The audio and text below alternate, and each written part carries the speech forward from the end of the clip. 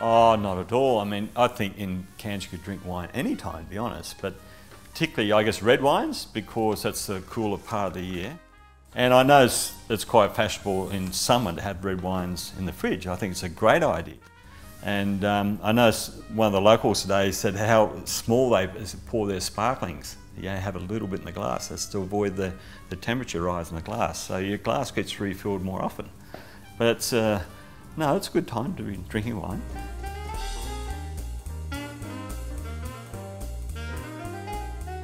I tend to think probably younger wine, because often young wines have got a lot more zest and vibrancy, and something with a little bit of bottle age, say 3 or 4 years of bottle age. You get that lovely complexity, but you still get the primary fruit.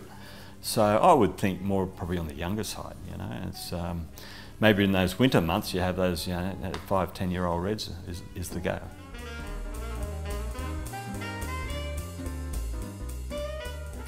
Well, I was thinking about that, and it's an unusual show because, unlike a lot of other shows, I think you get a really good representation of some high-end wines here in the Cairns show. You really do, and this was noticed at this show. I think in most classes we've got 2 or 3 golds or more, and the reason for that is I'm not exactly sure, but it just has this persona of attracting some really good wines.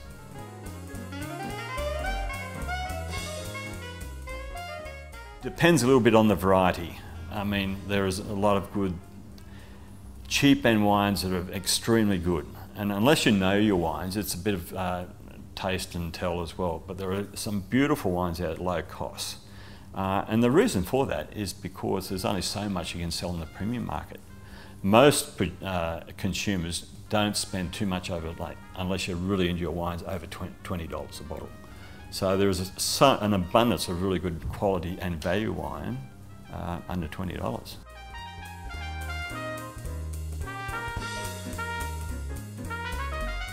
The consumer is actually after single variety blends. They find it a little bit complicated with blends. People are demanding single variety. They get a little bit confused. That's probably an education thing when it comes to blends. And one of the things producers do follow now is the market that way. That's also led in a lot of these single vineyard wines. But look, there's some wonderful blended wines. If you look at the classic Australian Shiraz Cabernet or Cabernet Shiraz, and some of the things are trends. I remember many years ago there was a lot of Shiraz blended with Pinot Noir. That was very common, and now you don't see it. And so that will come back into vogue in years to come. These things all have their trends. But at the moment, there's quite a big emphasis on single varietal. And the big trend at the moment, particularly in white wine, I think, is multiple varieties. So people are after more of a really enjoyable drink. And a lot of those producers now are making blended white wines in particular. They're really lovely, complex, and they take the seriousness out of wine and say, well, this is just a lovely drink. And that's actually statistics on those sort of blended whites here and overseas now has actually increased a lot.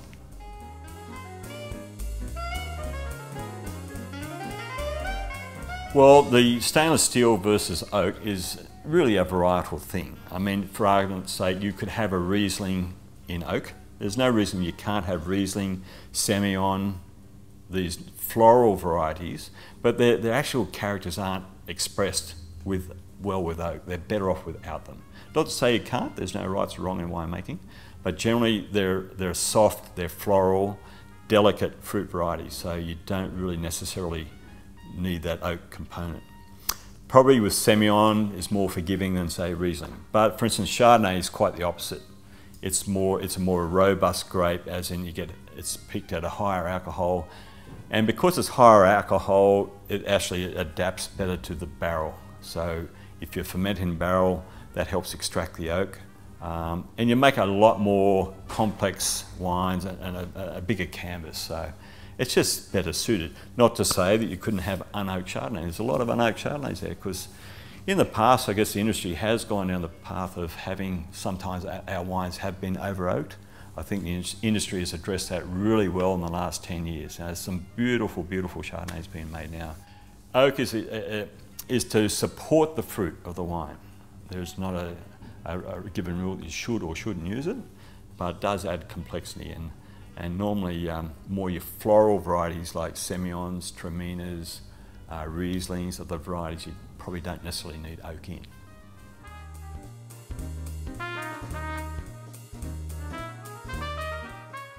Normally early harvest wines, you get better acid, you get a lot more fragrance, and sometimes we call them green characters. If you pick them too green, they taste like a green apple. So it's important the winemaker gets that maturity right. Otherwise, if they're too green, you get these nice florals, but it's just green lettucey. So as they mature on the vine, they get these more luscious, softer fruit characters. It's a lot more expressive, and as the grapes mature, you get better palate length of flavours too.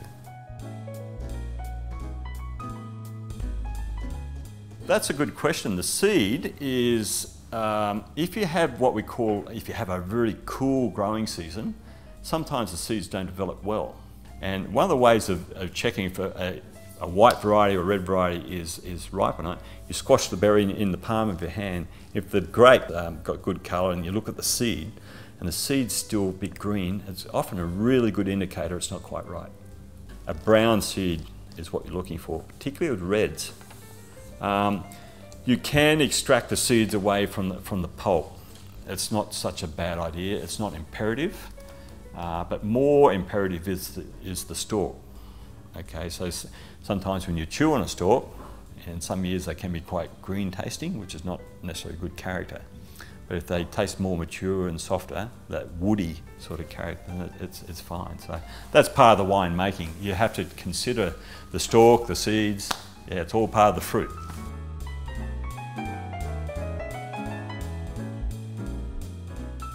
Non-wooded varieties, obviously you can hop in the market quite quickly.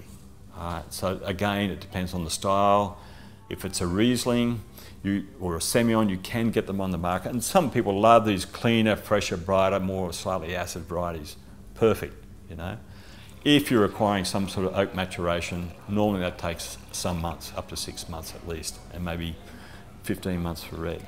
So it depends where these wines end up and how you want to price them. But obviously if you are putting a wine into wood, it's premium fruit because the barrels are expensive. So your cost per litre is expensive. So you do demand a more premium price.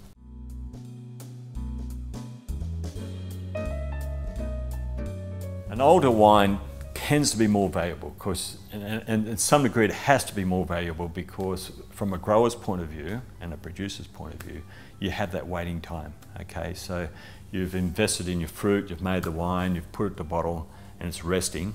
There is a cost to that, so that has to reflect in the price. And you would not do that unless you saw that as a premium wine. So generally speaking, the more expensive wines tend to be better wines, but not always the rule. There are some lovely wines out there that say can have 1 or 2 years bottle age and still be, say, under $20, which are excellent. Yeah.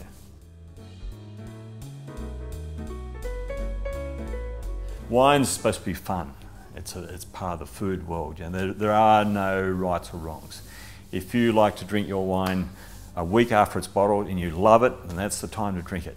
Personally, in the case of Semillon, I almost like them when they're 10, 15 years old, almost what they called over the hill. I mean, I tend to love those because they almost go into sherry-like.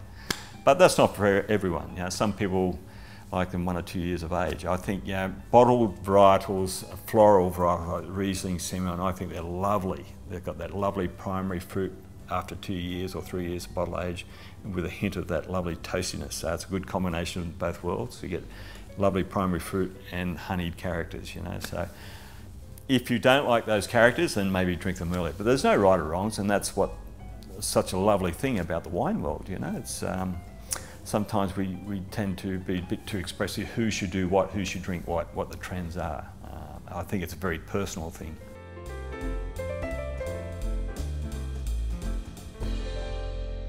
I'd probably tend to agree with that. I think the beer's a fun part, but it's a craft in itself. And as wine producers, wine makers, we love to see it. It's like food, you know. And there's a lot of small boutique breweries, you know, and we love to taste those as well. It's part of the same sort of industry. But I think wine, because it's such a seasonal thing, to me that's more an experience of flavour And that's what's so wonderful about the world of wine, because you have to make a wine according to the season. If you stick with a protocol of the same old thing each year, it's not very exciting to produce it, and the wines will be quite boring, I think. So it's about showing your skills and expression as to what's given to you on the palate, and to say, what can I do with this fruit? You know, it's not good fruit, it's great fruit, it's damaged fruit. Now and using your experience, what can I do with that? And that's part. So sometimes you'll have vintages that maybe, you know, for argument's sake, might have a bit of mould. That doesn't mean you can't make a good wine. And you look back on these wines and say, that was such and such a year, I remember that. And that's all part of the experience and the wonderful part of wine, yeah. Cairns Wine Awards, look, I think to be honest, it's been going 23 years now. I think it has a big place in the circuit because, as I mentioned before, there's this, we're seeing a lot of good wines coming through. Today we've given quite a few golds, and those gold medals haven't been given away. You know, they've earned their place. But we're also mindful, and this is how I think how the show started, is what's a wine quality, wine style that suits the tropics. And you find with the judge, it is quite, in this humid condition, a challenge, particularly with red wine. But the challenge is out there, and I think you know, we're coming up with some really good results. But I think the other part of the Cairns Wine Show, because we are isolated to the main wine growing sectors, the industry does need to promote North Queensland. There's huge tourism here, you know. In 2014, tourism grew here 15%. There was 1.6 million overnight stayers in North Queensland, in this region, spending 1.7 billion. And in 2020, they're expecting that with domestic and international travel to go from 15 billion to 30 billion within the next 5 years. So I think, you know, promoting wine and food, I mean, there's so many hundreds of cafes and great restaurants in North Queensland. They also want to see this, you know, the growth of the wine industry to supporting. And so I think it's a very important role for wine quality, exposure of wine, wine education. So I think it has a good spot, and it's been well supported over those 23 years. There's still gold.